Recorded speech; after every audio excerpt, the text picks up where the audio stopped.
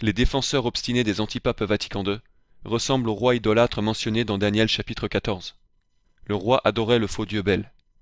Les faux traditionalistes et autres membres du Nouveau Sordo sont malheureusement devenus des idolâtres, comme les adorateurs du faux dieu Bel, en ignorant le fait que l'antipape François est un hérétique, qui renie les dogmes catholiques. François accepte le judaïsme, enseigne que les schismatiques et protestants sont dans l'Église, et bien d'autres choses.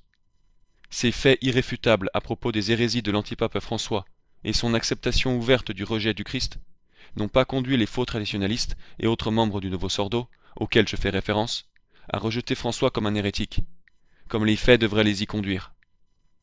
Au contraire, ils acceptent totalement, même en pleine connaissance de cause, et à chaque fois que François est amené à faire ou dire quelque chose en accord avec l'enseignement catholique, ils se mettent à le crier sur tous les toits, comme s'il s'agissait d'une immense victoire. Ils se mettent à l'annoncer et à le promouvoir avec triomphe et joie, comme si cela prouvait qu'il a la foi catholique ou qu'il s'oppose au mal. Comme si un hérétique certifié, qui accepte les fausses religions, devenait par on ne sait quel miracle un catholique légitime, parce qu'il dit occasionnellement quelque chose de vrai ou de catholique. C'est absurde et scandaleux. Mais ça me rappelle l'histoire dans le livre de Daniel, au chapitre 14, à propos du roi et du faux dieu Bel. Daniel était l'hôte du roi Cyrus, roi des Babyloniens. Daniel adorait Dieu, mais le roi et les Babyloniens adoraient le faux dieu Bel, leur idole.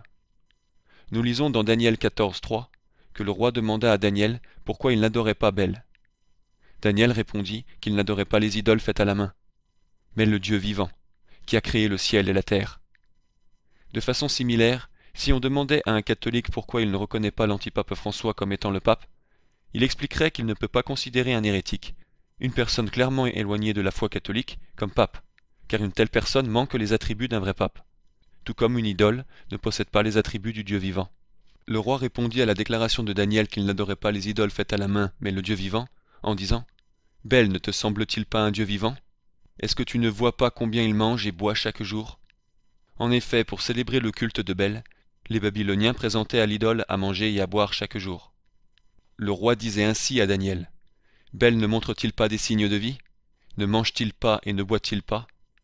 En guise de réponse, Daniel sourit et déclara « Ne vous y trompez pas, ô roi, car Bel au-dedans est d'argile et au-dehors d'airain, et il ne mange jamais. » Daniel disait au roi que Bel n'est pas vivant. Il s'agit seulement d'une idole à qui font défaut les attributs du Dieu vivant, tout comme l'antipape François, qui ne possède pas les attributs d'un pape catholique. Le roi fut irrité par les paroles de Daniel. Il appela donc les prêtres de Bel. Il leur déclara que s'il ne leur révélait pas qui consommait la nourriture et la boisson offertes à Bel chaque jour, il mourrait. Mais s'il pouvait montrer que Bel mange en effet ces choses qu'on lui prépare, Daniel mourra pour avoir blasphémé Bel. Un test fut donc préparé. De la nourriture et du vin furent laissés pour Bel comme de coutume. Mais la porte fut fermée et scellée avec le propre anneau du roi. Les prêtres de Bel, cependant, savaient que tout cela n'était qu'une supercherie. Ils savaient que Bel ne mangeait ni ne buvait rien. Ils disposaient de portes secrètes, par lesquelles ils entraient dans le temple de Bel pour consommer la nourriture et la boisson, afin de faire croire au roi et aux autres que Bel avait mangé les provisions. Donc quand le roi entra dans le temple le lendemain matin, il demanda d'abord à Daniel si les sceaux avaient été rompus pour savoir si quelqu'un s'était introduit par cette porte. Daniel répondit en disant « Ils sont intacts, ô roi. » Et le roi, voyant que la table de Bel ne comportait ni nourriture ni boisson, et croyant que Bel avait dévoré les provisions mises à sa disposition, s'écria « Tu es grand, ô Bel, et il n'y a en toi aucune fraude. » Nous pouvons voir combien le roi idolâtre voulait croire au mensonge. Il ignora tous les signes montrant que Bel n'était pas le Dieu vivant, qu'il n'est que le travail de mains humaines. Et il cherchait désespérément n'importe quelle raison pour croire en la supercherie. À cause de sa mauvaise volonté et son cœur plein de fourberie, il sautait sur n'importe quelle preuve il pouvait trouver pour accepter l'idole. Car tout en résistant au Dieu vivant, il désirait malgré tout avoir un Dieu en face de lui, qu'il pourrait suivre et adorer, tout comme les faux traditionalistes, les faux conservateurs et autres membres du Nouveau Sordo, ignorant tous les faits irréfutables qui prouvent que l'antipape François est un hérétique dénué de la foi catholique. Ils remuent ciel et terre pour trouver la moindre raison de le considérer catholique, parce qu'ils se languissent d'un corps vivant vêtu de robe, qu'ils peuvent suivre, peu importe le nombre d'hérésies à son actif qu'il a propagé. En conséquence, ils se mettent à promouvoir de façon écœurante tout ce qu'il dit et fait qui s'avère vrai, comme si une bonne déclaration ou action ici ou là pouvait en quelque sorte corriger les tares fatales de son apostasie, ce qu'elles ne peuvent pas. Donc lorsque le roi s'écria « Tu es grand, Belle, il n'y a en toi aucune fraude », tout comme les faux traditionalistes crient de façon malhonnête « Tu es catholique, ô François, il n'y a en toi aucune hérésie », Daniel se mit à rire et dit au roi « Regardez le pavé et remarquez de qui sont ces traces de pieds. » Daniel montra au roi les empreintes de pieds des prêtres de Bel, car ils pénétraient par des portes privées et consommaient la nourriture et la boisson laissées par Bel. Leurs traces de pas étaient clairement visibles, car Daniel avait répandu de la cendre dans tout le temple. Daniel montra au roi que Bel n'était qu'une supercherie, tout comme les vrais catholiques montrent aux faux traditionalistes les traces ou preuves de l'apostasie de l'antipape François, et qu'il n'est qu'une fraude. Ne vous y trompez pas, les faux traditionalistes et autres membres du nouveau sordo de notre temps, qui défendent obstinément et promeuvent l'antipape François même confronté à l'évidence, sont des idolâtres, comme le roi avant qu'il se convertisse finalement. Malgré le faux œcuménisme certifié de l'antipape François, son apostasie interreligieuse et son acceptation ouverte des hérétiques et schismatiques, son échec complet à discipliner les plus grands hérétiques publics de la contre-Église, comme les pro-avortements, s'il fait quoi que ce soit qu'il juge conservateur ou bon, qui n'est en fait jamais vraiment bon, il se met à dire des choses du genre « Le pape François, quel homme !» ou « Vive le pape !» Ils sont plus que pathétiques, et en défendant clairement la secte hérétique Vatican II à tout prix, dans une vaine tentative pour faire d'un catholique l'homme qui se trouve actuellement à Rome, tout ça prouve qu'ils ont besoin d'un pantin qu'ils pourraient suivre à tout moment, même si celui-ci renie la substance de la foi. Ils ont atteint le point de l'idolâtrie. Ils ignorent ces nombreuses hérésies contre la foi, et cherchent n'importe quel prétexte pour pouvoir considérer cet imposteur comme un catholique. Puisque de nombreux hérétiques de nos jours ont passé des années à tolérer, ignorer et défendre les hérésies des antipapes, ils sont devenus désensibilisés à la signification des problèmes de foi. Donc pour illustrer ce point, regardons-le d'une autre perspective. Espérons que cette analogie permettra à certains de voir que leur promotion de François, à chaque fois qu'il dit quelque chose qui les séduit, est purement maléfique. Supposez qu'un homme marié du nom de Georges commette publiquement et ouvertement l'adultère avec de nombreuses femmes. Son adultère est prouvé par le fait qu'il habite publiquement avec ces femmes. Et à la fois lui et les femmes font des commentaires sur leur relation. Maintenant, le même homme marié, Georges, dont tout le monde sait qu'il commet l'adultère avec plusieurs femmes durant la semaine, se montre systématiquement à l'église catholique le dimanche. Il s'habille de façon appropriée, participe à la messe normalement, se conduit de façon apparemment pieuse, et il prie avec une dévotion extérieure. Et même, en restant un peu après la messe, Georges se mettra souvent à donner un discours venant apparemment du fond du cœur, à propos de l'importance de la morale catholique, de l'enseignement catholique et de la pratique de la dévotion à Marie. Mais tout le monde sait que Georges est un imposteur. Ils connaissent ses adultères certifiés avec de nombreuses femmes, et le fait qu'il prétende parfois être un catholique dévot parce qu'il dit ou fait certaines choses qu'un catholique ferait. Combien ce serait vicieux de la part des observateurs de Georges, lorsqu'il fait un discours catholique ou agit comme un catholique, de promouvoir publiquement Georges comme si c'était une bonne personne ou un exemple de dévotion catholique et de moralité. Ce serait totalement malfaisant, car ça donnerait l'impression que l'adultère est compatible avec la moralité catholique ou un mode de vie en accord avec Dieu. Cela voudrait dire qu'une personne adultère est quelqu'un qu'on devrait prendre comme un exemple catholique du moment que celui-ci dise ou fasse à l'occasion des choses catholiques. Ceux qui promeuvent cet homme adultère, Georges, comme un bon exemple catholique, seraient en fait en train d'aider directement le diable à propager une imposture, car ils amalgueraient le péché avec la sainteté, l'adultère avec la moralité, la débauche avec une édifiante moralité spirituelle. C'est maléfique. Et c'est exactement ce que les faux traditionalistes et faux conservateurs font à chaque fois qu'ils promeuvent le maléfique antipape François, ou qu'ils donnent l'impression qu'il est conservateur à chaque fois qu'il dit quelque chose qu'ils jugent conservateur.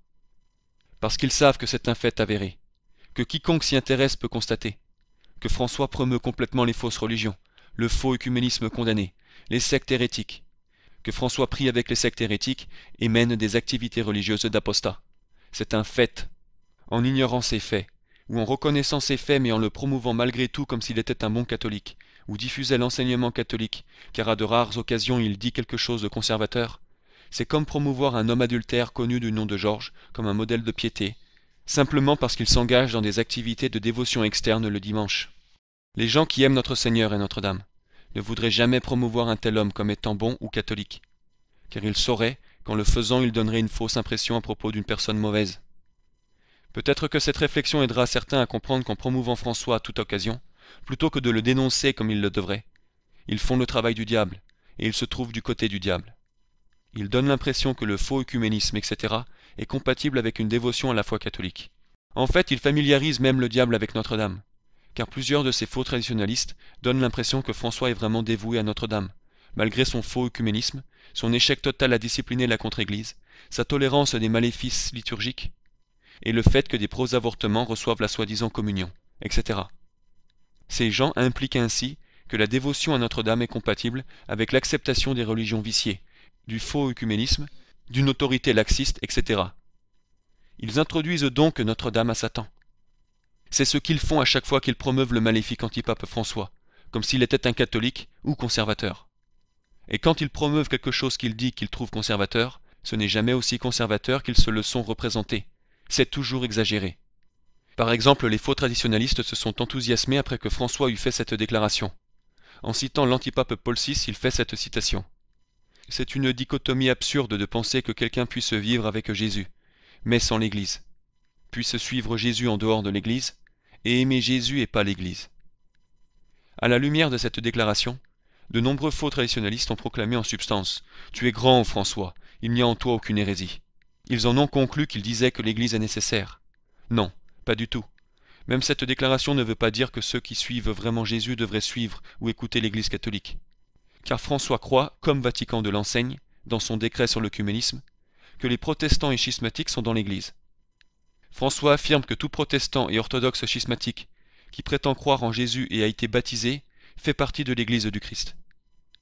Aucune de ces personnes ne peut être accusée d'hérésie ou de péché de séparation comme Vatican II l'enseigne. Donc, bien sûr qu'il peut affirmer que vous ne pouvez pas suivre Jésus en dehors de l'Église, car tous les membres baptisés des sectes protestantes et soi-disant orthodoxes sont dans l'Église, d'après lui. Il ne dit pas que vous ne pouvez pas suivre Jésus si vous n'êtes pas catholique, ou protestant, ou soi-disant orthodoxe. Il ne dit pas que vous ne pouvez pas suivre Jésus en dehors de l'Église romaine catholique. Non, il dit vous ne pouvez pas suivre Jésus en dehors de l'Église, et les protestants et schismatiques font partie de l'Église d'après lui. En effet, il approuve et prie avec des gens qui prétendent suivre Jésus, mais ne sont pas catholiques. Il ne dit pas non plus dans la déclaration que vous ne pouvez pas être sauvés si vous ne croyez pas en Jésus, car il n'y croit pas. Il affirme que les Juifs ont été délivrés de tout mal, qu'ils suivent une religion valide et qu'ils n'ont pas besoin de se convertir. C'est un fait. Comme ses représentants ont enseigné récemment la même chose. Sa déclaration n'est rien d'autre qu'une phrase polissée, qui vient de l'antipape Paul VI, celui-là même qui a dit que l'islam est une religion, qui réunit les hommes avec Dieu et que les protestants et schismatiques ne devraient pas être convertis. Et même si François avait fait une déclaration totalement juste et claire, ce qu'il n'a pas fait, ça ne changerait rien au fait qu'il est un imposteur. Le pape Pie VI souligna que les hérétiques manifestes se contredisent en général, ou font des déclarations justes au milieu de leurs hérésies. Et il montra clairement que même si les hérétiques disent parfois des choses vraies ou qui contredisent eux-mêmes leurs hérésies, ça n'excuse pas le fait qu'ils sont des hérétiques, et qu'on doit s'en tenir à leurs hérésies. Il y a bien d'autres exemples des hérésies de François. C'est un hérétique et apostat bien avéré. Cependant, les faux traditionalistes, ignorant la vérité, et faisant tout pour promouvoir le pantin portant des robes qui se trouve actuellement à Rome, proclament « Tu es grand, ô François, il n'y a en toi aucune hérésie ». Ils sont répugnants, et Dieu les exècre. Certains vont jusqu'à louer et souligner que quelqu'un s'est vu refuser la soi-disant communion dans la main à une des messes de François. Même si c'est vrai, et alors? C'est un fait que François a donné la soi-disant communion dans la main de nombreuses fois, et qu'il l'autorise actuellement partout dans la secte Vatican II. Donc, même s'il approuve la soi-disant communion dans la main, si quelqu'un en vient à se la voir refuser à une de ses messes, il se met à proclamer « Tu es grand, ô François, il n'y a en toi aucune hérésie ». Et même si François s'opposait complètement à la soi-disant communion dans la main, qu'importe, ça ne ferait aucune différence. C'est juste un hérétique à l'intérieur et un apostat à l'extérieur. Il n'y a pas de catholicisme en lui. Cet homme accepte pleinement le judaïsme et renie les dogmes catholiques. C'est un fait. Mais d'après eux, si vous enfilez une robe et que vous refusez la soi-disant communion dans la main de temps en temps, ou faites une déclaration conservatrice à l'occasion, vous pouvez être considéré et promu comme un catholique et un pape, quoi que vous fassiez à côté. Voilà à quel point les gens sont pathétiques. C'est répugnant. Leur apostasie est analogue à l'idolâtrie du roi. Ils cherchent n'importe quel prétexte, même le plus petit, pour considérer un imposteur avéré comme légitime, et refusent de voir les faits irréfutables et indications que celui-ci n'est pas un catholique.